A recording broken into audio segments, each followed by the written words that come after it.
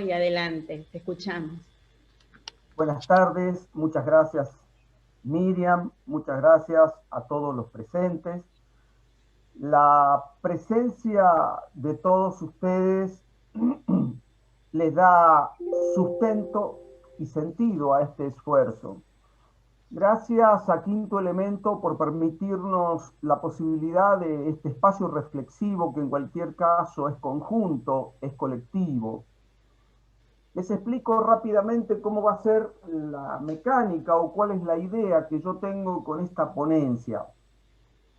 Tengo la idea de presentar 4 ejes temáticos, cada uno de ellos tiene alguna pregunta disparadora que actuará de alguna manera, y si ustedes me lo permiten, claro, como una suerte de hipótesis.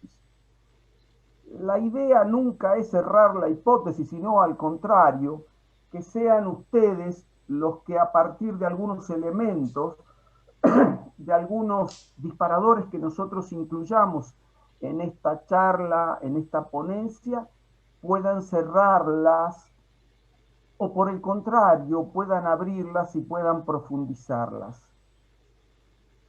Las preguntas las pueden hacer, como se había dicho con anterioridad, a través del chat del Zoom, de manera que al final de esta pequeña conversación podamos tener la posibilidad de hacer algunas reflexiones y en la medida de lo posible de satisfacer esas inquietudes o esos aportes que pueden venir. Paso rápidamente a presentar cuáles son los 4 ejes temáticos sobre los que va a pivotear esta conversación. Si alguno quiere por ahí, o le saca la foto con el celular a la pantalla, o lo anota, de manera que quede claro cuáles son los 4 ejes temáticos, que si bien es cierto, tienen una correlación, que si bien es cierto, todos están atados a la lógica presentada en el título, el poder de la palabra o la palabra del poder, cada uno en sí mismo podría entenderse como un tema autónomo. Y quiero que quede perfectamente claro, a los efectos que queden las hipótesis también perfectamente claras. El primero de los temas es el Homo sapiens, Homo videns, Homo invia, en términos de pregunta. El segundo de los temas es, ¿la evolución es un proceso natural? Para esa respuesta me voy a valer de un concepto que nos va a ayudar muchísimo y nos vamos a sentar en la idea del semiocapitalismo. Bien adentrados ya en el tema y respondiendo casi al título que da origen a esta ponencia, voy a hablar de poesía y política. Para eso nos vamos a sentar en un concepto muy sólido que es la naturalización de Foucault. Y por último, pensando en que estamos hablando de poetas y entre poetas, vamos a pensar en qué es lo que tenemos que hacer. Y por eso le he titulado a este 4º módulo Al rescate del lenguaje. Por ahí me parece que hay algún micrófono abierto, cada uno por favor corrobore. Acuérdense que yo ya soy de alguna manera un viejo y tengo esas costumbres de cascarrabia, así que respétenmelas. Bueno, pasamos directamente al primer punto. El primer interrogante que les decía, si ustedes me permiten, puede funcionar como una hipótesis, ¿es posible seguir hablando del Homo sapiens o del Homo videns? ¿Habrá llegado el momento de hablar del Homo invia?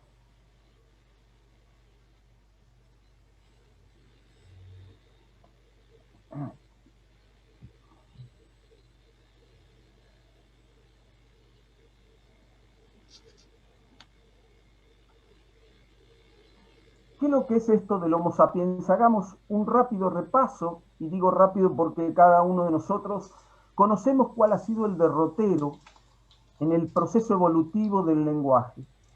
Hay pruebas que dicen que 7000 años antes de Cristo ya existía el lenguaje, pero hay modernos estudios antropológicos que dicen que mucho antes, 60.000 años antes de Cristo, ya existía el lenguaje y es una producción, es una creación, está íntimamente ligado con el Homo sapiens.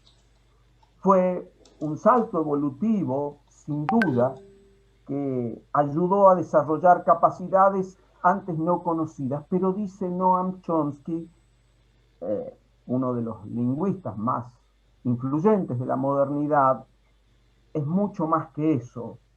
No se puede explicar por los procesos evolutivos convencionales. Es evidente que el lenguaje tiene un rasgo netamente cultural, pero porque en definitiva es una actitud, es una predisposición a encontrarse con el otro, pero es mucho más que eso. Es un proceso de construcción y es un proceso de representación de la realidad. Y por supuesto, está acompañado de toda la historia, de toda la experiencia y de todas las representaciones previas, tanto del emisor como del receptor. La poesía, y a esto lo sabemos los poetas, no solo es una representación de la realidad, es una creación de una otra realidad. En este sentido nos dice Octavio Paz, el poeta limpia de errores los libros sagrados y escribe inocencia allí donde se leía pecado, libertad donde estaba escrito autoridad, instante donde se había grabado eternidad. La poesía interviene en la comunicación humana, pero esta comunicación es mucho más que este proceso lineal de transmitir de manera pragmática, que transmitir información que nos ayuda a la vida cotidiana, inclusive nos ayuda a sobrevivir. Es tan complejo el lenguaje que aporta un marco cultural en la creación de códigos, en la interpretación de esos códigos y en la valoración comunicacional en función de un marco cultural. Los poetas, como nadie, sabemos el nivel de dificultad y de complejidad del lenguaje. Mientras otros buscan dólares, nosotros con dolor, a veces buscamos una palabra, una, tan solo una que satisfaga esa representación que queremos expresar. Y a veces, inclusive, no lo conseguimos. Y cuidado con aquel poeta satisfecho de su poesía, porque esa insatisfacción es seguramente la tinta para el próximo poema.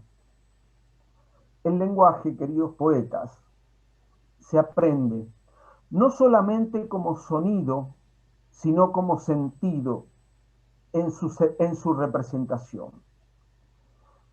Se trata, está bien, de un conjunto de palabras, de gestos, de símbolos, pero no es solo una forma de transmitir, condiciona las formas de pensar y también las formas de actuar. Desde ese punto de vista, nunca es inofensivo o azaroso. Por el contrario, hay un marco contextual que le está dando sentido, que lo interpreta y que lo valora.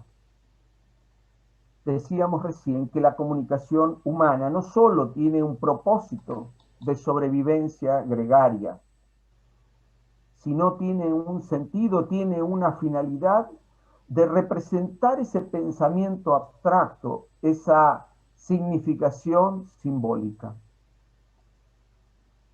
El ser humano piensa y luego se crea y se representa y entonces existe. Conocida es la sentencia cogito ergo sum, pienso, luego existo. el hombre es el único ser que tiene conciencia de su existencia. Y en tanto la tiene, es posible su ser. El ser humano es un ser pensante que conoce la realidad, en tanto la experimenta y la conceptualiza.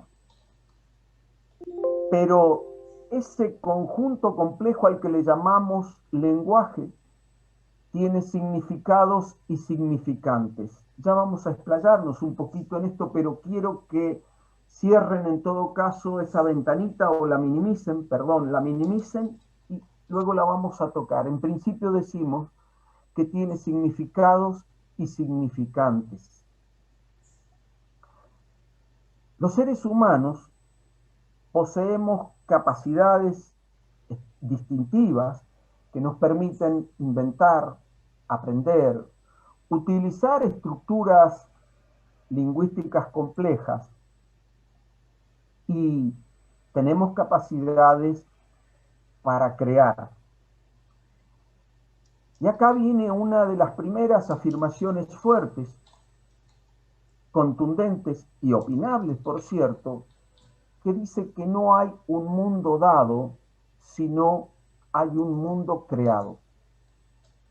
Los poetas sabemos que los hombres somos capaces de crear.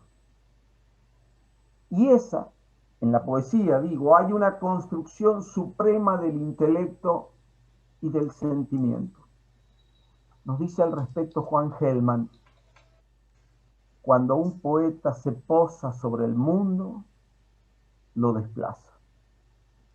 Y Hugo Mujica, en Lo Naciente, libro que recomiendo, dice: el poeta no anhela decir algo y para eso crea.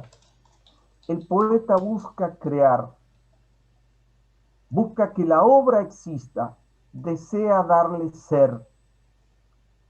Tampoco el poema busca decir. Es una vez nacido que su ser dice, que sus palabras revelan su ser. Dejamos a Hugo Mujica, siempre inquietante en su poesía, y vamos a un extraordinario politólogo, tan extraordinario como yo, que en el año 1998 escribió un libro fundante dentro del lenguaje y dentro del impacto del lenguaje. Se llama Homo Videns, la sociedad teledirigida, tiene como subtítulo. Parece que Giovanni Sartori no quiere dejar duda de qué va ese título. La sociedad teledirigida. Lo hace en el medio del auge de la televisión, de la imagen.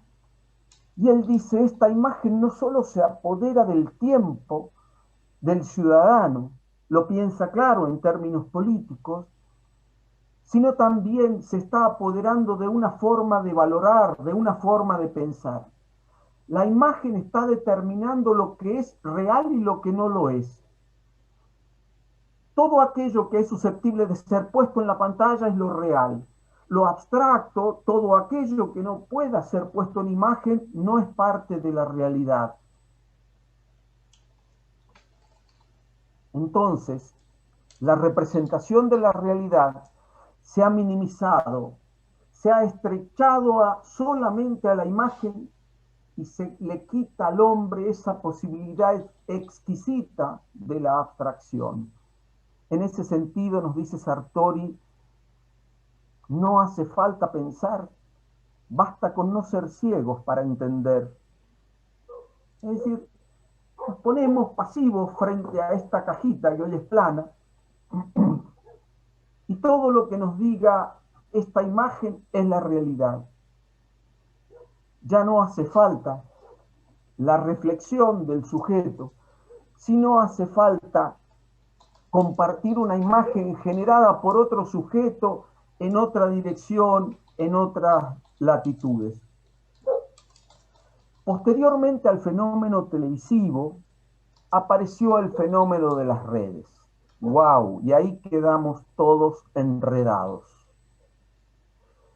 Al principio, junto con Ignacio Ramonet, que conocí personalmente, que tuve la posibilidad de tener algunas conversaciones extraordinarias con él, creíamos y teníamos un optimismo que llegaba directamente al cielo. Las primaveras árabes nos habían mostrado a las redes como la panacea de la democracia. A partir de ese momento, todos los medios que mediaban la información quedaban al costado y éramos nosotros los protagonistas de un nuevo mundo. Nosotros estábamos creando la realidad, la estábamos interpretando. Pronto los medios también se dieron cuenta de esto que estoy contando y entonces se abalanzaron sobre las redes como lo hacen los piratas. Abordaron las redes y entonces toda la información que generaban antes y que la transmitían a través de sus canales y de sus mecanismos, ahora la vuelcan a las redes. Por otro lado, las redes se han transformado en extraordinarios entretenimientos del vacío. Discutimos enfervorizadamente nimiedades, cuando en realidad los temas trascendentes están pasando en otro espacio, en otro sistema decisional. Es tan impresionante la vorágine informática o de la información que mientras nosotros estamos ordenando, estamos jerarquizando algunos de los puntos sobresalientes del día, de la semana, ya es vieja. La cinta sin fin nos está indicando que ya ese tema quedó atrás, que hay nuevos temas que están devorando a los temas anteriores. Ya hemos descubierto que las redes no son la panacea de la democracia, sino en todo caso el paraíso de las agresiones. Cada uno se siente dueño de la verdad y desde ahí ataca no solo a la idea que el otro sostiene, sino directamente al otro en términos personales. Más descalificante, mejor. Cada uno de nosotros podrá argumentar 5, 6 o 10 puntos más de lo que está sucediendo con las redes, pero cuidado. Las redes pueden transformarse, si es que ya no lo son, en el nuevo opio de los pueblos. Masas idiotizadas terminan entrampadas en las redes. ¿Qué sabe usted de mi vida?, me dijo alguien por ahí en una conversación de estas características. Usted se está atreviendo mucho, caballero.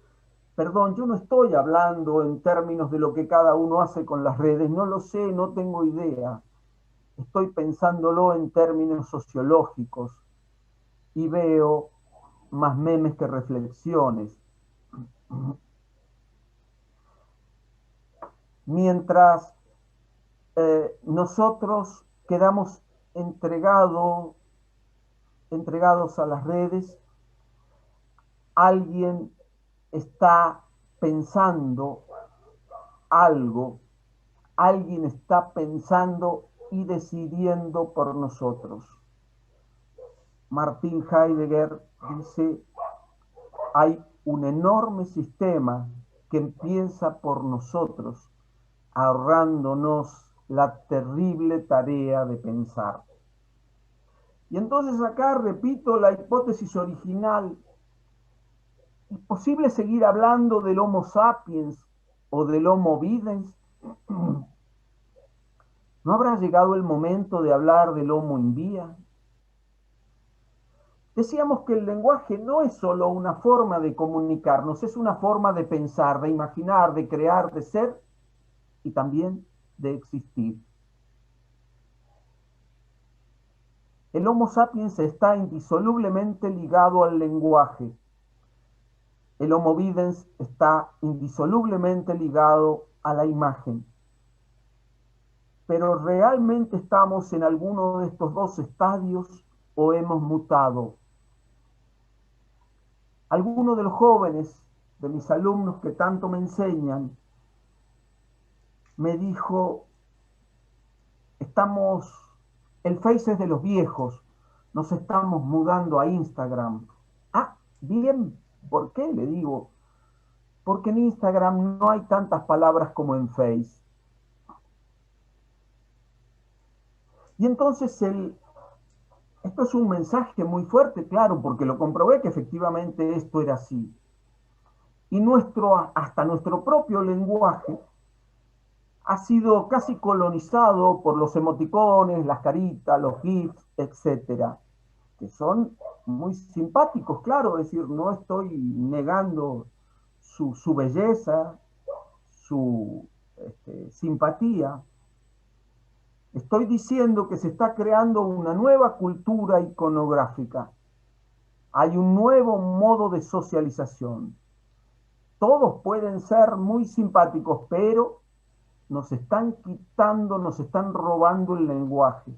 Podríamos decir que una imagen dice más que 1000 palabras y un emoticón dice más que 10 poemas. La inteligencia está siendo atropellada, está siendo reemplazada por emoticones y toda esa diversidad de creaciones digitales. Esto, queridos poetas, más que cultural, parece gutural. No hablo de la cotidianidad y su vértigo, de la necesidad de rápidamente contestar con un dedito en alto, con lo que sea, porque rápidamente tenemos que contestar. Estoy pensando de la posibilidad de pensar profundamente. Me parece que mientras el mundo se va complejizando cada vez más, a veces deliberadamente estamos renunciando a la posibilidad de pensar. Y el pensar es un conflicto. Entonces me pregunto, ¿no será que el Homo videns ha mutado y hoy somos Homo invia? El Homo invia como el hombre de paso, como el hombre de la urgencia. No tenemos tiempo, estamos bombardeados por nuestros trabajos, por la creciente cantidad de ocupaciones en horas que no se estiran. Llegamos a casa desde el trabajo o nos queremos concentrar para empezar y tenemos 100 mensajes de 15 grupos distintos. Aún las familias nos estamos comunicando por redes. Zygmunt Bauman dice, la vida social ya se ha transformado en una vida electrónica o cibervida. Hace poco lo he comprobado.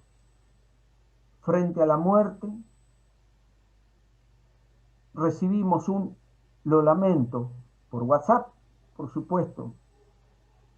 Frente a una enfermedad, mejorate o un bracito de fuerza por WhatsApp. Te separaste o te echaron del trabajo, una carita con una lágrima o un bracito de fuerza, vamos. Hasta el sexo lo hacemos por WhatsApp. Ha llegado la hora que nos desnudemos, que nos toquemos de nuevo, pero no tenemos tiempo. No tenemos tiempo de socializar, no disponemos ni de un minuto para reflexionar. Somos hombres de paso.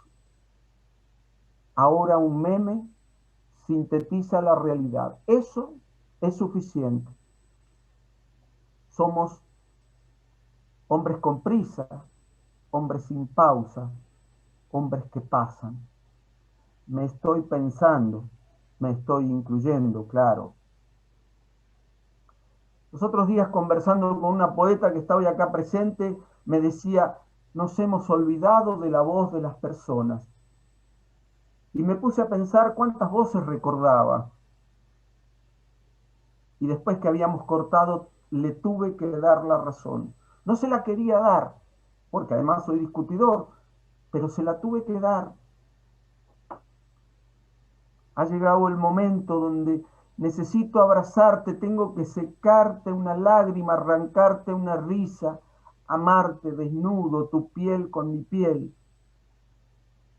Nosotros, claro, estamos aquí reflexionando, pero podríamos preguntarnos,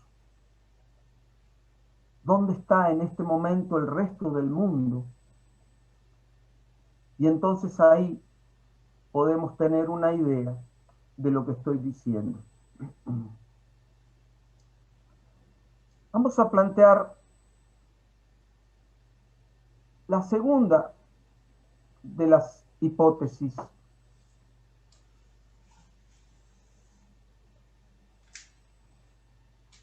Este proceso de mutación del lenguaje y por consiguiente de la cultura y del hombre es natural.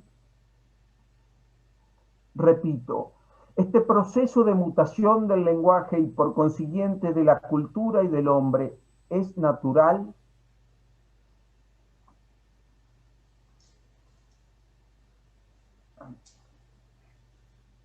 Las palabras, habíamos dicho muy rápidamente, no son inocentes, no son al acaso. Aún las que parecen banales tienen una carga de superficialidad buscada, digo, de una hondura no deseada. Los sistemas ideológicos que le dan sentido y valor a las palabras siempre son culturales. Están determinadamente estructurados desde la palabra como un sistema legitimante. Michel Foucault dice que el capitalismo, no como un sistema de producción, sino como un sistema cultural, es cosificante del hombre y solo necesita de él un cuerpo apto para producir y presto a consumir. Producir y consumir son los requerimientos del sistema. El hombre es un engranaje más del sistema de producción y consumo. El sistema entonces no necesita de un Homo sapiens, no necesita de un hombre crítico, necesita hombres sin lenguaje. Ahora, en la posverdad, el peso del lenguaje no está dado por el valor de la verdad. Es decir, no importa lo que la cosa es, basta con imponer su carga simbólica. Más que el significado, nos preocupamos, o el sistema se preocupa por el significante, es decir, por la representación mental o sentimental que ese término, que ese conjunto de términos imponen sobre el sujeto. Doy un ejemplo simple que los poetas conocemos. Madre, mamá o progenitora literalmente tienen el mismo significado. Sin embargo, el significante, es decir, la carga afectiva, la carga que impone cada una de esas palabras, no es lo mismo. ¿Y esto qué tiene que ver, esta simple palabra, con todo el sistema al que estoy haciendo referencia? Lo estoy usando solamente como una palanca para ahora sí entrar en un ejemplo concreto. Durante el anterior periodo de gobierno hubo un aumento extraordinario del 3000% en las tarifas. Esta brutal transferencia de los sectores asalariados a los poseedores de los medios energéticos podría haber significado, no sé si una revolución, pero al menos una revuelta. Todo fue envuelto con una palabra mágica, una sola palabra mágica: sinceramiento. No podíamos seguir con las tarifas anteriores, necesitábamos un sinceramiento. Ese es el valor del lenguaje, todo un proceso de transferencia extraordinario que hace más rico a los ricos y que hace más pobre a los pobres, lo legitimamos, lo justificamos con una sola palabra: sinceramiento. Y en la posverdad, no importa si esto es verdad o no, importa repetirlo tantas veces como sea necesario hasta que se haga verdad. Tampoco importa la metodología o las herramientas que vamos a usar para que esto sea verdad. Las fake news, los trolls, los programas informáticos que simplifican toda esta tarea son válidos a la hora de imponer una verdad. Por cierto, que los medios de comunicación son los vehículos imprescindibles, los partícipes necesarios, dirían los abogados. Gramsci dice que los medios son la forma más efectiva de colonización y de establecer hegemonía. Hegemonía como una imposición de la palabra, como una imposición universal de la palabra. Lo que piensa un sector se universaliza, se hace común para todos, se hace sentido común. Entonces ahora sí explicamos desde el semiocapitalismo que se ha construido, ahora entro al semiocapitalismo y digo que se ha construido un nuevo lenguaje. No es verdad que el capitalismo sea solamente una forma de producción, es también una forma de concebir la política, el Estado, la vida, la palabra, etc. ¿Por qué se supone que en una democracia donde todos tenemos un voto, donde todos somos iguales, votaríamos como dominados en favor del dominante cuando ese sistema está generando pobreza y desigualdad? Sería imposible. Entonces hay que crear un sistema legitimante. El lenguaje es comercializado para los fines de la dominación. No hay dominación sin lenguaje. El capitalismo lo sabe, el capitalismo lo usa, el capitalismo crea. Los poetas, ¿lo sabemos? ¿Nuestras poesías reflejan esto?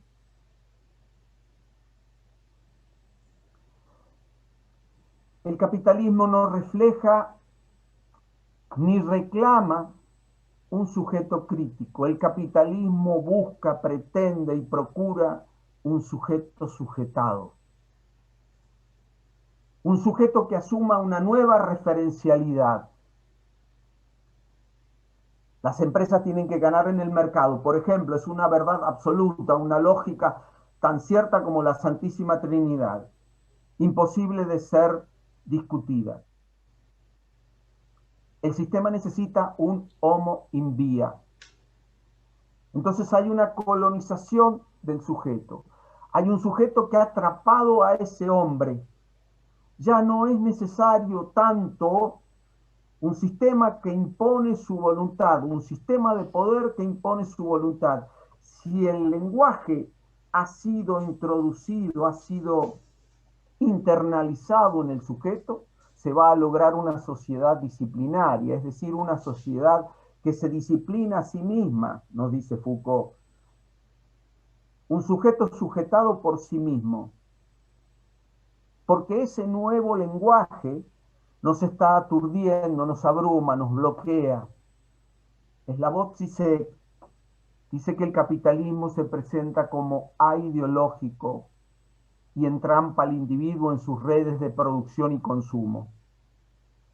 Jorge Alemán dice que el neoliberalismo es una nueva racionalidad dominante. Se ha adueñado del entramado de valores. Entonces el lenguaje ahora es imprescindible para crear una nueva subjetividad. Una nueva subjetividad que le otorga valor y sentido a cada palabra y, por cierto, al entramado de palabras. Recién lo decía, la empresa en el mercado tiene que ganar. Si el trabajador quiere comer los 30 días, bueno, ese es otro problema. Ese será un problema del trabajador que no hizo el suficiente mérito como para comer los 30 días. Eso lo tendrá que resolver el trabajador o eventualmente el Estado tiene que hacer algo para que ese trabajador coma los 30 días, eventualmente, ¿no? No siempre. Pero lo que sí está claro, lo que no se puede discutir porque es una verdad absoluta, es que las empresas en el mercado deben ganar. Hay una cantidad impresionante de palabras para ver cómo el lenguaje ha sido deformado y usado maniqueamente en función de los intereses de un sistema ideológico dominante. Voy a dar solamente algunos ejemplos, seguramente ustedes tendrán muchos más. Cuando decimos desocupado, desocupado, ¿a qué nos referimos? Y depende. Si el tipo es un pobre, está claro a qué nos referimos. Es un vago. Si el tipo es rico y está tirado en una playa del Caribe, es un vivo, que no trabaja pero puede estar en la playa del Caribe. Y si el otro está en la villa, es porque es un tonto o un vago. Entonces depende. Si yo digo subsidio, ¿qué me estoy imaginando? De nuevo depende. Si estoy hablando del subsidio a un pobre, rápidamente estoy pensando en un planero, en un choripanero, en un ser casi despreciable. Si ese subsidio es grande, muy grande y está destinado a un empresario de la patria contratista, bueno, esto es una buena acción que está realizando el Estado para engrandecer la patria. Es patriótico que el Estado ayude a un empresario que muchas veces está entrecomillado, claro, lo de empresario. A veces cuando alguien no tiene ocupación definida se le dice empresario. ¿Qué es la felicidad? Pensémoslo. En principio decimos que el Estado o que el sistema, perdón, uh, no concibe que la poesía puede ser la felicidad, ni que la lectura pueda ser la felicidad, ni que la reflexión pueda ser la felicidad. En todo caso, nos muestran una felicidad muy relacionada con el hedonismo. Si son chicos, está claro que tiene que ser Disney. Si son un poco jóvenes, un poco más grandes, Caribe o el Dubai, que es el nuevo Disney para los adultos. Todo hay una cantidad impresionante de términos que van configurando una estructura ideológica. ¿Qué es lo que es un alcohólico? Bueno, depende. Si es pobre es un borrachín. Si es rico es un alegre, es un beodo. Con la droga pasa otro tanto. Si es pobre es un violento y peligroso. Si es rico está pasando por un mal momento. ¿Qué es lo que es el populismo? ¿Qué es lo que es el elitismo? Todas son palabras que han sido reconceptualizadas en función de una estrategia discursiva. Y cuidado, no estoy hablando de la Argentina, estoy hablando de lo que está sucediendo a nivel global. No tenemos una inventiva propia, esto se está desarrollando a nivel macro, a nivel muy, muy global. En esta pandemia, en la oscuridad más espantosa, el capitalismo ha mostrado su lado más perverso, pero la poesía también puede haber mostrado su lado más luminoso.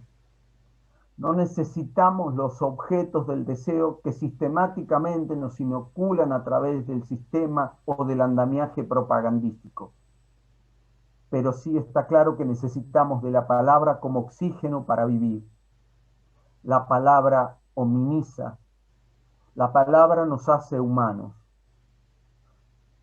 El poder de la palabra, su magia, nos hace seres pensantes y sintientes. El neoliberalismo todo el tiempo está construyendo sentido. No importan los términos en términos objetivos. Lo que importa es lo que creemos que es. Me parece que muchos de nosotros tenemos claro esto y yo lo único que estoy haciendo es recordando algunas cosas, pero pregunto, ¿la poesía, la que leemos en los encuentros, la que escribimos nosotros, da cuenta de esta hipocresía? ¿O la poesía se trata solamente de engarzar palabras con destreza y con belleza? Perdón por la rima. Entonces vuelvo a pensar en la hipótesis planteada y digo, este proceso de mutación del lenguaje y por consiguiente de la cultura es natural.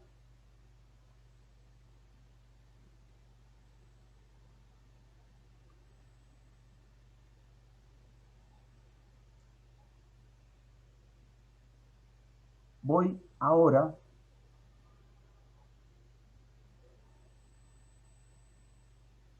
con la hipótesis 3.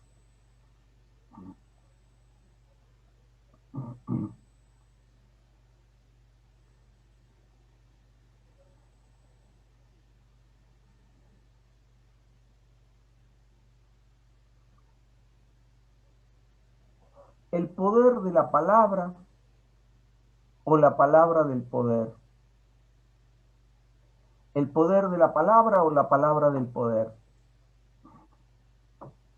Vuelvo entonces y digo, voy a empezar por la segunda parte de la ecuación, la palabra del poder. Cuando quiero explicarle a mis alumnos el concepto de naturalización de Foucault, les digo, si quieren saber qué es naturalizar algo, le tendríamos que preguntar a un pez qué es el agua. El mercado es nuestra agua.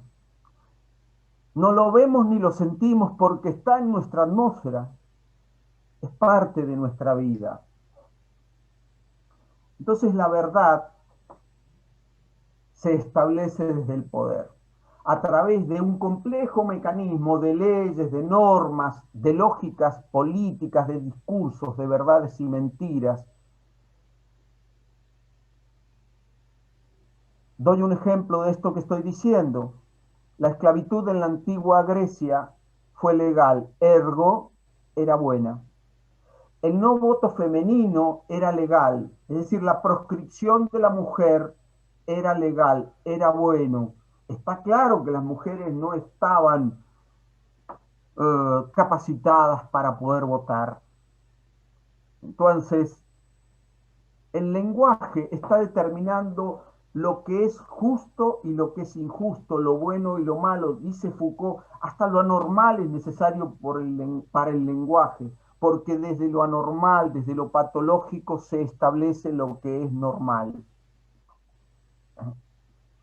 Entonces, en la medida que el sistema logra imponer esa lógica del Dios mercado, pues ha ganado la batalla de la lógica, ya no es necesario discutir punto por punto. El capitalismo se ha apoderado de los espacios de reflexión y con los discursos ha impuesto lo que es normal y lo que es anormal. Es normal que una empresa en el mercado tenga que ganar. La batalla de la dominación siempre es la batalla del lenguaje. El vencedor es vencedor porque ha logrado imponer el lenguaje. El que impone el diccionario es el dueño del poder. La palabra es poder. El poder neoliberal hace con los dominados lo mismo que el lobo hace con sus ovejas.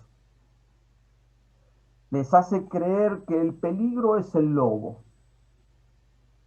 En los 70 nos decían que era el comunismo, hoy nos hablan de Venezuela y Cuba. Funciona el paradigma igual. Y quien termina esquilando y comiendo a las ovejas es el pastor. Pero ahí está la creación de sentido. Esta es la trampa de la nueva subjetividad. El pastor, el neoliberalismo, se presenta como el inocente y el lobo, que es el comunismo, se transforma como el demonio del que hay que escapar. El miedo al lobo genera sumisión al pastor. Queridos poetas, dejemos la simplificación infantil de creer que el poder es solamente el poder político. Cuando estoy hablando de poder, estoy hablando del establishment, estoy hablando de los mercaderes de la política, pero también estoy hablando de los mercaderes del neoliberalismo, de los mercaderes de la palabra. Si quieren saber lo que es un sistema global, piensen o estudien o repasen lo que es la globalización, lo que son las transnacionales y todo el poder y la capacidad política de arrinconar a los estados-nación. El poder se articula con y desde la palabra, con un discurso estructurado y estructurante. el sistema coloniza las conciencias para lograr lo que decía recién, el autocontrol del sujeto. El estadio más elevado del capitalismo no es ese capitalismo casi fascista que está indicando, ordenando lo que el sujeto debe hacer.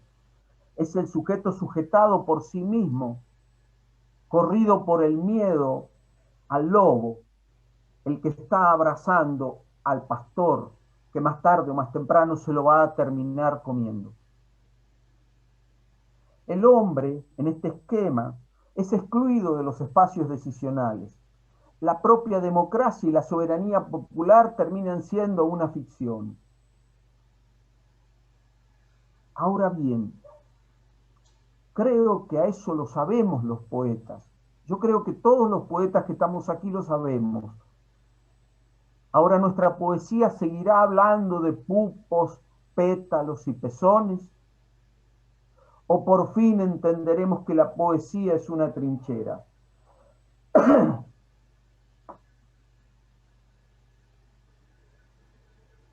¿Qué es lo que vamos a hacer como poetas? Esto es lo que nos tendríamos que preguntar. A veces tengo la sensación, y acá pienso en el poder de la palabra, que los poetas hemos dejado las riendas del discurso en manos del poder. Y vamos en la parte de atrás de la carreta, cómodos entre las flores. Cuidado que esa carreta puede ser un cortejo fúnebre y las flores pueden ser las coronas. Estemos atentos. No quisiera que asistamos a nuestro propio entierro. No voy a hablar de las funciones de la poesía, tema que será de otra ponencia. Sí digo que la poesía necesariamente tiene que iluminar las sombras oscuras del poder. Ahora, la poesía debe estar a favor del poder, contra el poder o debe ser a poder. Cuidado con lo que respondamos. Todas las posibles respuestas conllevan peligros. Si yo digo a favor del poder, es posible que me transforme en un intelectual orgánico, en el mejor de los casos, si me da el piné, y si no, en un simple alcahuete que escribe panfletos que en definitiva destruye la poesía. Si quiero escribir en contra del poder, tengo que pensar de qué poder, del que construye, del que genera justicia o de todo el poder. Hay poetas que largan un escupitajo con forma de verso al gobernante y creen que están haciendo poesía revolucionaria. Pero me parece que la mayoría de los poetas se siente cómodo con el a poder. He escuchado a muchos poetas decir: mi poesía es inmaculada, no tiene nada que ver con el barro de la política. ¡Wow! A veces me callo porque tengo miedo que mi respuesta no sea la adecuada. Pero digo de qué estamos hablando. Y quiero que quede clara mi posición. No digo, no creo, no siento que la palabra poética debe ser necesariamente política o social. Sería cercenar, encorsetar y por fin matar la poesía. Rechazo la política militante, decía la gran Andrueto hace poco. Lo suscribo. Rechazo la poesía militante. Desembarazado ya de esta idea canibalesca de la poesía, vale preguntarnos ¿qué es poesía? Alejandra Pizarnik dice: la poesía es el lugar donde todo es posible. Y yo creo que debe también ser un juego de misterio y de alumbramiento. Cuando digo alumbramiento me refiero en el dolor del dar a luz y también en dar luz. Dice Mahmoud Darwish: yo creo que la religión y la poesía nacieron de la misma fuente, pero la poesía no es monoteísta. Cada vez que en algún taller alguien me pregunta qué es poesía, empiezo a titubear. No encuentro la definición que por fin lo satisfaga o me satisfaga. Porque me acuerdo de Julio Cortázar cuando dice, la poesía es eso que queda afuera, justo cuando terminamos de definir qué es poesía. Incapaz, entonces, de contestar esta grave y acuciante pregunta, sigo y digo, no culpemos de los males de la poesía a los políticos. No creo que los políticos sean nuestros enemigos. La política es un arte, es una técnica y es una ciencia. Y el político no es ni un artista, ni un técnico, ni un científico. Vaya defensa que estoy haciendo de los políticos, pero no creo que lleguen a eso. Creo que es apenas un practicón con más tendencia a que se le peguen los billetes y a que le resbalen las metáforas. Pero cuidado, también es posible, no culpo, simplemente digo que es posible, que el poeta no tenga una poesía suficientemente incisiva como para que pegue abajo de la línea de flotación del político. Muchas veces el poeta se jacta de su propia poesía encriptada. Lo hemos hablado con Quinto Elemento. Parece que en algún punto decimos, mientras menos nos entiendan, mejor. Estamos orgullosos de hacer una política elitista. Y qué bueno que sería que un día podamos hablar de la poesía de los pueblos, de la poesía de las masas, de la poesía perturbadora en un sentido inverso al que lo consideraba Platón. No creo que la política sea el ogro de la poesía. Creo que es más grave. Creo que el neoliberalismo, que incluye y hasta somete a la política, combate a la poesía. Hay un sistema global que tiende a despojarnos del lenguaje. Nos quiere como homo invía, como hombres sin lenguaje, como hombres sin pensamiento, como hombre entre las flores, como hombres mansos, como hombres dominables. Mientras matan a miles por día, mientras miles mueren por hora, el poeta habla de su dolor en el pupo.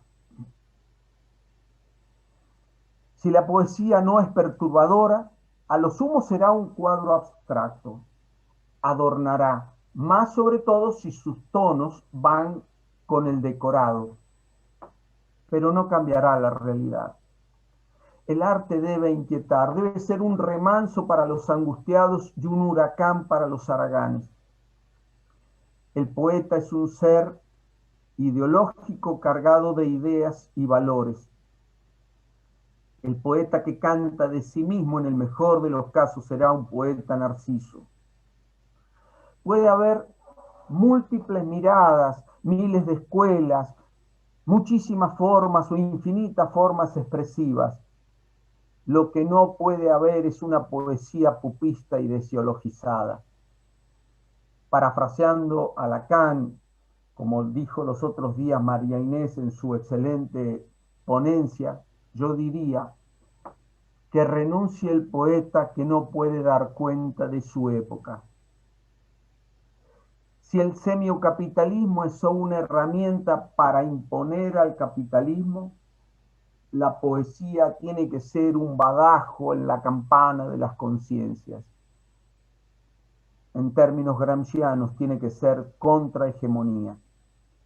Es cierto que hay ambientes epocales que favorecen a la poesía y otros que la descalifican y tienden a matarla.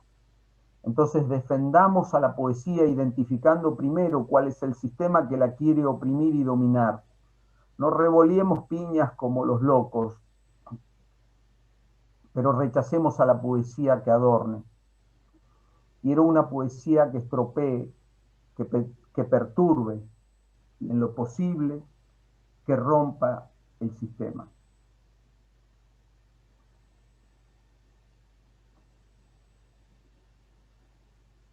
Ánimo que quedan 14 placas. No, mentira, esta es la última. ¿Qué hacemos? ¿Qué haremos los poetas? Hay un deber ser de la poesía. Hay una misión de la poesía.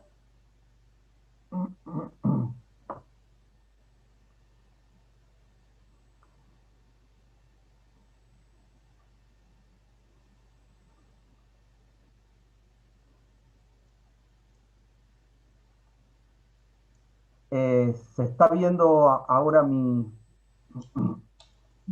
cara, mi imagen? ¿Eh? ¿Miriam? ¿Se está viendo y se está escuchando bien? Bueno, como no me dicen nada, supongo Sí, que sí. Álvaro, se te ve y se te escucha perfecto. Bien, bien, bien. Entonces Muy bien. seguimos. Entonces seguimos con esta cuarta y última hipótesis. ¿Qué hacemos los poetas? ¿Qué haremos los poetas? Hay un deber ser de la poesía. Hay una misión de la poesía. ¿Seguiremos escribiendo poesía de nuestro ombligo? ¿Seguiremos culpando a la política de lo que nos pasa? Algunos poetas creen que la poesía tiene la misión de hacer ver al mundo su dolor, que es para que el mundo entienda su dolor. Y yo creo que la poesía es un hecho social más trascendente, no tan narcisista ni tan dermatológico. Los poemas no son para hacer catarsis. El diario íntimo lo llevo aparte, dice Irene Gruz.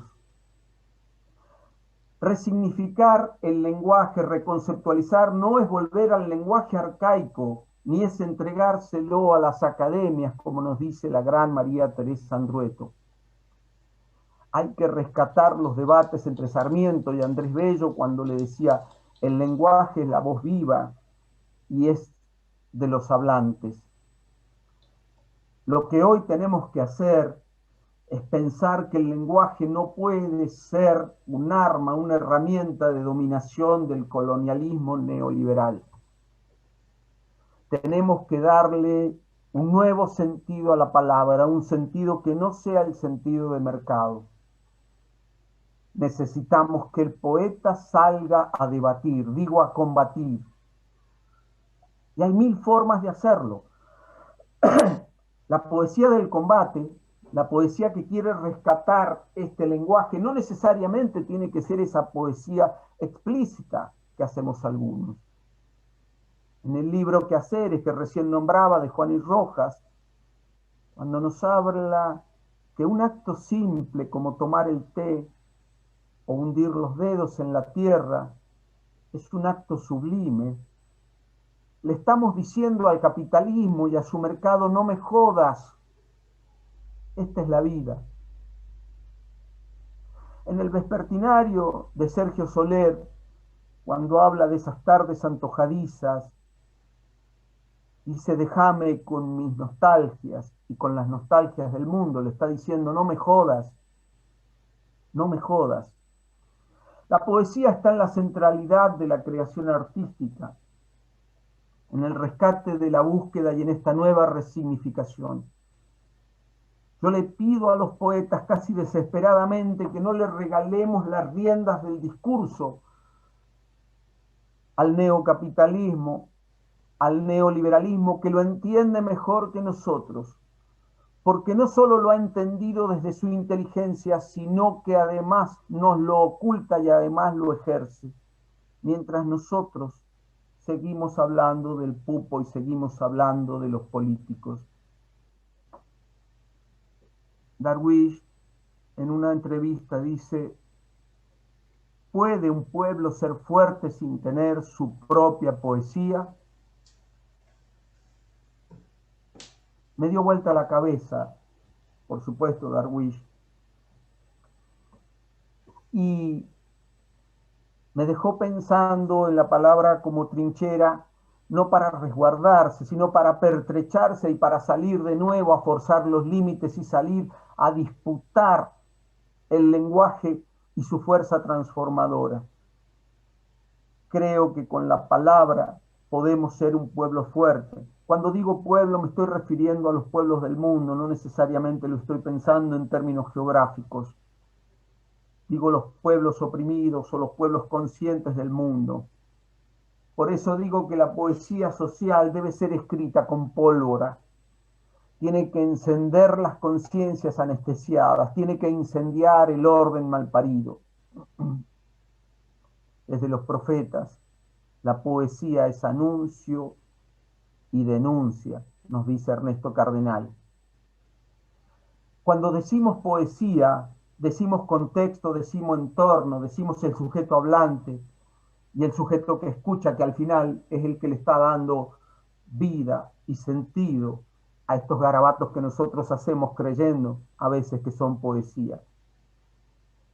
Queridos poetas, tenemos que ir al rescate del diccionario, como si fuera el santo grial, no en un sentido de fanatismo irracional, sino en el sentido de entender que el lenguaje es la pieza más sagrada que tenemos los seres humanos. Por el lenguaje, con el lenguaje y desde el lenguaje somos Homo sapiens. Somos seres hablantes, el lenguaje nos omniza, nos sana, nos salva. Para ir cerrando esta conversación, llamo y convoco a dos grandes maestros. Juan Gelman nos dice, se sienta a la mesa y escribe.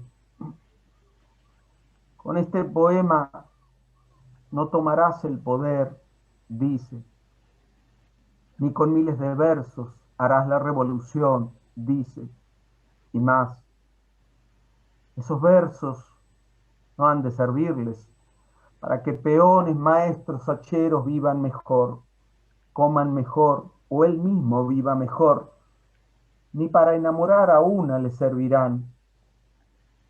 No ganará plata con ellos, no tendrá cine gratis con ellos, no le darán ropa por ellos, no conseguirá tabaco o vino por ellos, ni papagayos, ni bufandas, ni barcos, ni toros, ni paraguas conseguirá por ellos. Si por ellos fuera, la lluvia no mojará, no alcanzará perdón o gracia por ellos. Con este poema no tomarás el poder, dice. Con estos versos no harás la revolución, dice. Se sienta a la mesa y escribe. No, ya terminé. En estos versos, Mira, le falta poco ya. Juan Gelman, sí, tranquilo, no muera nadie que ya terminamos. En estos versos Juan Gelman nos muestra en carne viva una desilusión inquietante sobre la eficacia de la poesía. Es claro, no sé no siquiera conseguirá tabaco con ellos, pero en su más profunda desilusión esconde también el optimismo, porque el último verso, el del remate, acaso el que sostiene todo el poema, dice con elocuencia, se sienta a la mesa y escribe. Mahmoud Darwish, el poeta árabe más reconocido y un contemporáneo de Gelman y de muchos de nosotros, en un famoso reportaje dijo: antes creía que la poesía cambiaría el mundo, ahora solo creo que la poesía cambiará a la poesía. Sin duda que Darwish escribió la poesía más conmovedora y más impresionante del genocidio palestino, y él y nosotros nos preguntamos cuántas bombas menos se tiraron por los versos de Darwish. Pero el mismo Darwish escribe una poesía inquietante que se llama Mi madre. Voy a leer solamente una estrofa que dice: añoro el pan de mi madre, el café de mi madre, las caricias de mi madre. Día a día la infancia crece en mí y deseo vivir, porque si muero sentiré vergüenza de las lágrimas de mi madre. Hay un poeta que, aún dudando de la eficiencia de su poesía, no está dispuesto a morir. Notemos que si estos dos genios dudan, nosotros también tenemos derecho a dudar. Pero ¿cuál sería el mensaje? Hellman es claro. Con estos versos no harás la revolución, dice. Se sienta a la mesa y escribe.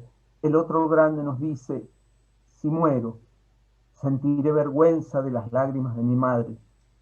Hay un mandato interno del poeta que lo lleva angustiosa pero compulsivamente a combatir el orden, a escribir, a compartir esa poesía de angustia, de dolor y de alegría en algún punto también. El pesimismo duda y la realidad le reafirma esa duda. Pero parece que en el poeta anida una serpiente de dos cabezas, porque también, aunque no lo diga, el solo hecho de escribir está indicando que hay una esperanza, hay un impulso a seguir escribiendo, a combatir, a rescatar y a resignificar la lucha con y desde la palabra. Poetas, por las lágrimas de nuestra madre, la de nuestros hijos y de la humanidad entera, dejemos nuestras propias lágrimas y sentémonos a escribir. Gracias.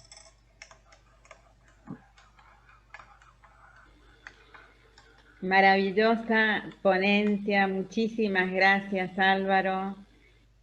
Hay muchos mensajes y comentarios sobre tu disertación. Empiezo por los últimos, el de Juani Rojas y el de Fabricio Gallardo. Te leo el de Fabricio Gallardo que dice: me siento en un ring con el árbitro contando hasta 10, hermosa y necesaria ponencia. Juani Rojas también te agradece por esta ponencia. Y entre algunos comentarios, por si querés hacer una devolución al respecto, no sé cómo estamos de tiempo, quiero decir algunos y que me disculpen si no sigo el orden, pero voy a tratar de referirme a todos. Irma de Ángel dice: ¿se podría pensar entonces que en el semiocapitalismo se ve el lenguaje como el aniquilamiento del lenguaje dentro de la muerte del autor, en el de subjetividad que rompe la unidad constitutiva del sujeto que escribe? No sé si...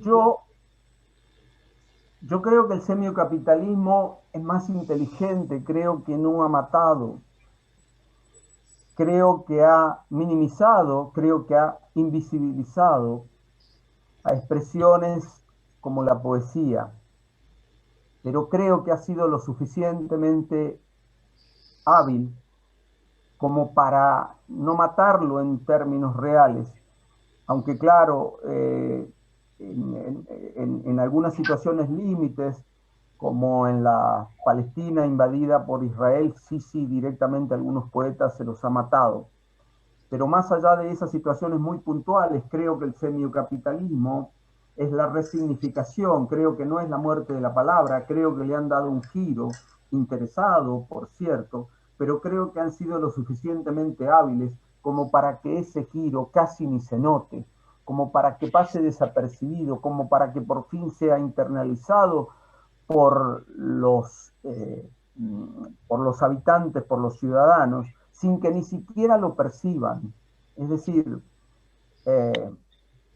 termina siendo casi imperceptible esos giros o esos mecanismos de dominación. Pero los miremos y los observemos porque no por invisibles no existen, caeríamos en el homo videns, ¿no? Bien. Ernestina Elorriaga dice: la palabra es poder y da poder, por eso es corrosiva. Aldo Novelli: el lenguaje oficial, el lenguaje del sistema es fascista, porque condiciona y obliga a una interpretación totalitaria y totalizante. Alejandra Díaz nos dice, el poema quiere ir hacia un otro, necesita un interlocutor, decía Paul Celan y Levinas. Ser atento es reconocer el señorío del otro. No sé si querés decir algo sobre eso o continúo y después referís. Continúo, avanzo. María Inés Bertúa comenta, mientras el mercado propone infinidad de objetos de consumo para pocos y nos ilusiona con que esos objetos nos harán ser, ¿cuál es el modo en que la poesía deconstruye esa ilusión? Perdón, no escuché la última parte. ¿En qué? ¿Cuál es el modo en que la poesía deconstruye esa ilusión, la ilusión del mercado? Ahí yo creo que el objeto de consumo siempre está funcionando como la zanahoria. Es decir, es un objeto puesto adelante nuestro para generarnos la ilusión que con más trabajo, que con más esfuerzo, lo vamos a lograr. Y es así que hay estudios inclusive que dicen que en los últimos 10 o 15 años hemos perdido 2 horas de sueño, que hemos perdido otras tantas horas con la familia o con el ocio creativo. Es decir, paulatinamente nos transformamos en Homo faber, nos transformamos en maquinarias, en instrumentos de esa gran maquinaria global de la producción. Y no vamos a terminar de alcanzar nunca la zanahoria. Hoy justamente lo hablábamos en la mesa, cuando adquirimos el último teléfono, justo en el instante que lo estamos retirando, salimos y en la puerta de la agencia ya está anunciando el otro. Es decir, antes de desenvolver el paquete, ya estamos apurados por pensar en el que viene. Reitero, yo no creo que a esto lo tenemos que pensar en términos individuales, porque yo creo que justamente en este momento nos encontramos con un auditorium reflexivo, pensante, lleno de poetas. Lo estoy pensando siempre en términos macro, en términos sociológicos, en términos del poder. Entonces, cuando nosotros nos pensamos, en realidad tendríamos que pensar globalmente, y desde ese punto de vista digo que somos parte, todos presos de este Dios mercado que nos pone la zanahoria adelante para quitarnos nuestra capacidad de reflexión, de ocio creativo y demás, y funcionemos en los términos que decía Foucault, ¿no? En los términos de producción y consumo. Bien. Algunos otros comentarios que hemos recibido, no sé si podré leerlos a todos porque son innumerables y hay muchísimas felicitaciones y agradecimiento por tu charla, Álvaro. Los que hablan mal de mí, no los leas, pero el resto sí lo podés leer. Ernestina Elorriaga dice, no inventamos nada, solo reproducimos el mensaje global, atrapados en el sentido del neoliberalismo. Natacha Meli, nuestra Natacha, dice, ya Orwell decía que la dominación de masas se lograba empobreciendo el lenguaje y utilizar el lenguaje para desinformar y crear falsas verdades. Ernestina Elorriaga nos dice de nuevo, la mutación del lenguaje no es natural, el sistema es sistema de la naturaleza. María Silvia Pacheta nos dice, hablando de significantes, ¿qué tal si reemplazamos hombre por humanes? Porque yo no soy hombre. Bueno, Aldo Novelli nos dice que la palabra dice lo que dice, y además más, y otra cosa. En el discurso político, en la oratoria pseudo-religiosa, en el texto periodístico sensacionalista, la palabra dice lo que dice, y además más. Y en ese plus, previamente estudiado e intencionalmente dirigido, se juegan nuestras acciones futuras, se condiciona nuestro libre albedrío, y da algunos ejemplos. No sé si querés responder algunos, si seguimos, siguen los mensajes, siguen los agradecimientos. Fabiana del Valle dice: gracias grupo. Álvaro, preciosa tu ponencia, me siento en una suerte de misa celebrando la palabra y refrescando el compromiso con la poesía. Ada Zapata también agradece y felicita tu charla, tu disertación. Y tenemos así innumerables agradecimientos, comentarios. Juani Rojas también habla de una preciosa ponencia. Bueno, Juani además agregó qué significaba el pupo, a alguien que lo preguntó por ahí, entonces aclaró lo que era el pupo. O sea, léase ombligo. Hablando de regionalismos y de que el lenguaje es de los hablantes, nosotros prácticamente no sabemos, o por lo menos nuestros chicos, no saben lo que es el ombligo. Acá nadie puede, lo único que conocemos de ombligo es la naranja. Fuera de eso no existe la palabra ombligo. Para nosotros es el pupo. Y ahí nos entendemos. Esto hace a los microlenguajes. Los microlenguajes. De cada región. Digo que veo por ahí demasiada poesía pupista, a veces cuando voy a los encuentros, y el poeta empieza a veces a hablarse a sí mismo, porque yo, que soy el más doliente de los dolientes sobre esta tierra, bueno, ya me pone en una actitud casi defensiva. Digo, no habrá nadie más en este mundo que sufra más que un poeta. Los poetas no somos semidioses, somos a lo sumo personas sensibles que tenemos alguna habilidad o alguna destreza para expresarnos con la palabra. No somos los que más sentimos ni a los que más nos duelen las cosas. Somos, a lo sumo, en el mejor de los casos, los que podemos expresar, los que podemos poner en palabras ese dolor.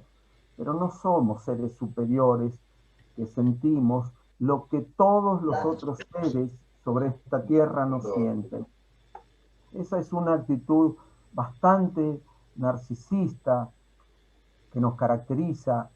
Cuando critico a los poetas me critico, claro, no estoy siempre poniéndome afuera, al contrario, soy un poeta que tengo las mismas bondades y los mismos defectos que cualquiera. Yo lo que quería hacer con esta ponencia, y espero que eso sea el sentido, es que cada uno, luego que apaguemos todos los aparatos estos electrónicos que nos están comunicando, podamos reflexionar un poquito, y cuando vamos a sentar la pluma sobre el papel, aparezca mi voz áspera diciendo de qué vas a escribir, casi como una musa maldita que nos impide escribir de nuestro pupo o de nuestro ombligo. No quisiera que esto sea una charla de tipo académica sin ninguna incidencia o sin ningún impacto en lo que luego va a venir. Quisiera que, o al contrario, digamos, quisiera que diga, sí, yo creo que hay que escribir de mí porque tal cosa, y escriban de mí, bueno, está bien, pero en cualquier caso, que me tengan en cuenta. Eso es lo que quisiera, que tengan en cuenta esto, porque es una mirada, esto es una mirada, es una posibilidad. Entonces, cuando a uno le presentan una posibilidad, tiene que decir como alternativa, bueno, la tomo, la dejo. Si la tomo, ¿cómo la tomo? Y si la dejo, ¿por qué la dejo? Pero en cualquier caso tendría que ser un elemento, un ícono de reflexión. Esa es la idea. Y eso creo que es lo que hacemos con Quinto Elemento. No queremos imponer nada. Yo no quiero cerrar ninguna de las hipótesis que he planteado. Quinto Elemento no quiere cerrar nada, no quiere imponer nada. Obviamente, somos seres ideologizados, somos seres con una posición, pero no queremos que todo el mundo lo comparta. Simplemente queremos comunicar, queremos decir, queremos iluminar. iluminar no en un sentido soberbio, sino en un sentido humilde, en un sentido de ayudar a pensar en esos espacios oscuros que todos tenemos. Es simplemente eso. Bueno, Irma de Ángel dice que gracias, mi apreciado Álvaro, por este aporte de conocimiento. Un abrazo desde mi bella ciudad que te espera con los brazos abiertos.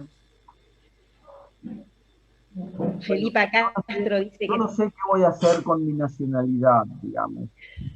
Tengo 3 nacionalidades y ya no sé con qué pasaporte voy a salir, porque tengo la nacionalidad argentina, por supuesto, claro, lo soy.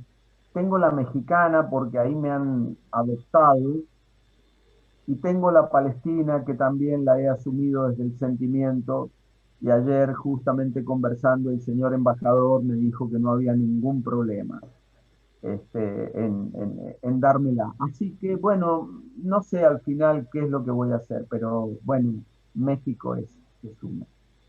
muy bien. Y bueno, Felipa Castro dice que gracias Álvaro, tus palabras me ayudan a reflexionar acerca de lo que estoy haciendo cuando hago poesía. Y Bien. sigue, la intención es sensibilizar a los lectores sobre la realidad que queremos mostrar. Gracias. Y podría seguir, Álvaro, hay muchísimos mensajes. Quiero que sepan que todos los mensajes van a ser leídos, y no se pueden leer en este momento, van a ser leídos y reenviados a Álvaro con posterioridad, y pueden ponerse en contacto con él vía mail o a través del mail del colectivo Quinto Elemento. No sé si, Álvaro, querés decir alguna palabra más, querés... Sí, como para ir cerrando, me decís, ¿ya? Sí, Bueno, como sí, quieran. efectivamente, digamos, las vías de comunicación conmigo pueden ser el Face, bueno, Álvaro Poe Olmedo, puede ser a través del email, que eso quedó un poco para los viejos, pero lo seguimos manteniendo y me parece una buena costumbre. Es fácil, es Álvaro con B corta 22 Olmedo arroba gmail.com, Álvaro 22 Olmedo arroba gmail.com, o a través del WhatsApp, eh, por donde quieran, digamos. Telepáticamente todavía no tengo capacidad para responder, así que bueno, eso por ahora está suspendido. O como vos decías también, por la página de Quinto Elemento. En cuanto a mí, lo único que tengo que agradecer es a Quinto Elemento porque este espacio me parece que es una extraordinaria posibilidad colectiva de encuentro. Me alegró mucho ver personas que hacía tiempo que no veía, justamente en los minutos iniciales. Eh, Seguramente nos va a encontrar en algunos encuentros presenciales donde podamos tocarnos, abrazarnos y, bueno, compartir eh, Ojalá. la palabra y las miradas. Cuando digo la mirada es desde lo más literal hasta lo más filosófico o metafísico. En lo demás, solamente agradecerte, Miriam, por la calidez de tu recepción y agradecer de nuevo a Quinto Elemento y a todo este aporte que está haciendo a la cultura. Gracias, muchas gracias, muchas gracias.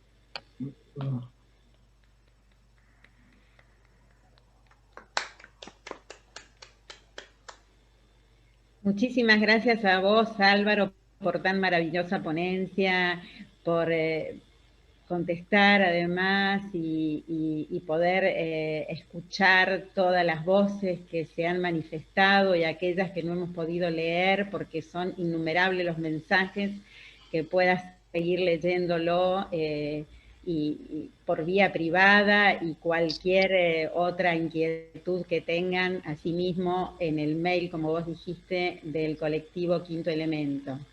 Gracias a vos, gracias a todas y todos por estar acá y por participar de este encuentro virtual. Quería comentarles que Quinto Elemento está difundiendo el primer certamen nacional de poesía, Quinto Elemento, cuya inscripción comenzó el 15 de marzo y finaliza el 14 de mayo a las 12 de la noche, a medianoche, y están todos invitados a participar. Las bases de este certamen nacional de poesía se están difundiendo por nuestra página de Facebook, de Instagram y de Twitter. Y cualquier inquietud o duda sobre la misma nos pueden preguntar al mail que se publicita en estos encuentros virtuales.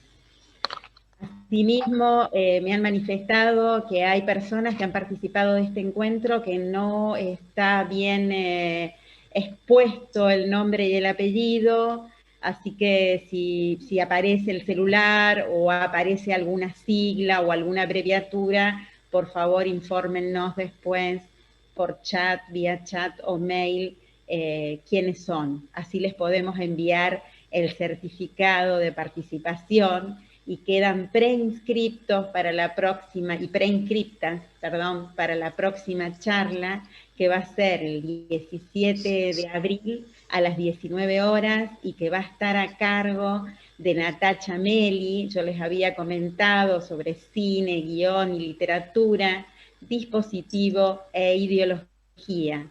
No sé, Natacha, si estás por ahí y querés referirte brevemente a la próxima charla del colectivo. Gracias, Natacha. Bueno, gracias, Miriam. Vamos. Primero, felicitar a Álvaro, que me pareció maravillosa la ponencia. Un montón de cosas que han quedado como en la mente para reflexionar. Me parece muy bueno. Por otro lado, para la próxima estamos pensando en esta ponencia que es cine, guión y literatura, dispositivo e ideología. En este caso, lo que vamos a hacer es ver alguna película. Yo elegí para ver una película que es muy sencilla, o no sé, es muy sencilla de conseguir, que es El secreto de sus ojos, y está el libro, ¿no?, que se puede conseguir también, y lo vamos a difundir también por mail, en PDF. La idea de la charla fundamentalmente es ver qué es lo que sucede cuando un texto literario se traslada a otro medio, ¿no?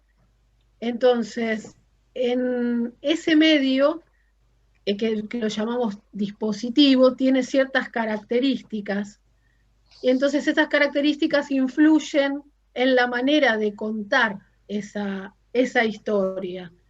Para dar un ejemplo, el tiempo en el cine es mucho más acotado que en la literatura, entonces uno puede dentro de la literatura desarrollar un montón de conceptos o de historias que a lo mejor el cine, por la manera que tiene de construir y el tiempo acotado que tiene, necesita hacer un resumen o elegir ciertos elementos o elegir alguna línea argumental dentro de alguna de las historias. Hay miles de ejemplos donde al pasar una obra literaria al cine, se ve que se eligió solamente uno de los aspectos de la obra literaria. Por otro lado, me interesaba también hablar de lo que es el guión, porque es algo que no es muy conocido en realidad, porque el guión tiene sus... es algo que se utiliza, es una herramienta de trabajo. Entonces, ese guión, su objetivo es desaparecer. El guión existe para desaparecer. Y es muy interesante, pero a su vez, esos guiones que nosotros como espectadores no los vemos, quedan como obras y en muchos casos son retomados por otras cinematografías y hacen lo que llaman en Estados Unidos las remakes. En este caso, hubo, por ejemplo, El secreto de sus ojos, hay una película norteamericana que ya hay una transformación increíble ya en el título, porque no es el secreto de sus ojos en el sentido de una persona, sino de sus ojos en el sentido de un grupo. Entonces ya cambia muchísimo en la adaptación al tener en cuenta esto. Y para trabajar sobre guión, voy a comentar un poco esto de Secreto de sus ojos también, pero me gustaría trabajar con una película tradicional argentina, que es Los martes orquídeas, esa película en la que debutó Mirta Legrand, y en la época donde nuestro cine era una industria súper floreciente, y de la cual se hicieron varias remakes, ¿no? Una inmediatamente hollywoodense, con Fred Astaire y Rita Hayworth, y otra años después, porque esta es de los años 40, ya en los 60, del cine mexicano. Y es interesante porque utilizando el mismo guión construyen historias diferentes. Me parece que eso es interesante, y además en el sentido de que en las construcciones no solamente están limitadas por el dispositivo o por las características del dispositivo, sino también por las ideologías que transitan las diferentes épocas y las ideologías personales de los realizadores. Entonces, la idea es hacer como un paneo, ¿no? Hablando de una palabra cinematográfica, sobre la construcción de, o el paso, ¿no? De una obra literaria al cine y de un guión a una obra literaria. Así que ese sería más o menos de lo que voy a hablar, y pediría que vean, ¿no?, la película El secreto de sus ojos. Yo creo que la mayoría la ha visto. Y si pueden ver Los martes orquídeas, aunque esté Mirta Legrand muy chiquitita, sería interesante también porque marca un momento de la sociedad argentina, ¿no? Con roles muy definidos de madres, padres e hijos, y creo que es también sintomática de esa sociedad que fue cambiando. Así que más o menos sería esto sobre lo que voy a hablar. Bueno, bien, muchísimas gracias entonces por la participación de todas y todos. Los esperamos en el próximo encuentro, en la charla de Natalia. Y bueno, un aplauso para todas, para todos, para Álvaro, que nos ha brindado una ponencia maravillosa. Gracias, muchas gracias. Podemos silenciarnos para que rezcan los aplausos para Álvaro.